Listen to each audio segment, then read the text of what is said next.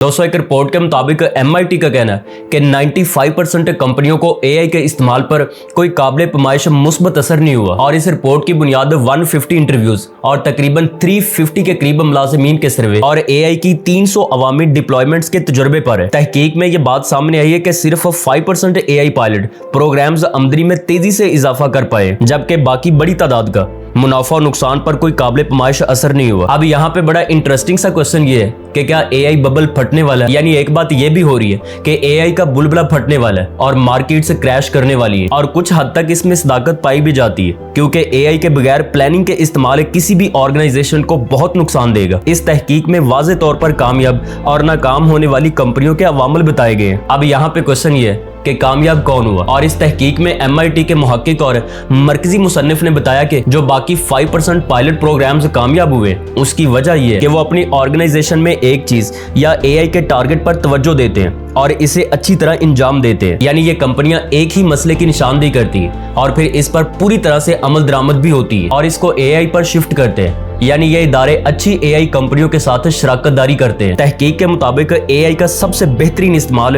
Back office automation में होता है, यानी दफ्तरी और दोहराए जाने वाले कामों को खुदकार बनाना। ताहम AI प्रोजेक्ट्स पर खर्च होने वाले आधे से ज्यादा पैसे सेल्स और मार्केटिंग के शोबों पर लगाए जाते हैं, जहां इंसानी राब्ता जरूरी समझा जाता है। अब यहाँ पे एक और क्वेश्चन है कि इसकी असल वजह क्या है। इस तहकीक में MIT के मुहक्किकीन का कहना है कि अच्छी AI कंपनियों के सिस्टम का इस्तेमाल करने वाले 2/3 प्रोजेक्ट्स कामयाब होते हैं, जबकि अंदरूनी तौर पर खुद बनाए गए AI टूल्स में से सिर्फ 1/3 ही मुतवक्के नताइज देते हैं। इसके बावजूद फाइनेंस और सेहत जैसे इंतहाई रेगुलेटेड शोबों में काम करने वाली बहुत सी तंजीमें अपने AI प्रोग्राम्स को खुद बनाना पसंद करती हैं। वो ऐसा शायद रेगुलेटरी खतरे को कम करने के लिए करती हैं, क्योंकि अगर कोई AI निजी मालूमात को लीक कर दे तो ये बहुत ज्यादा नुकसानदेह हो सकता है, जो कि माजी में हो चुका है।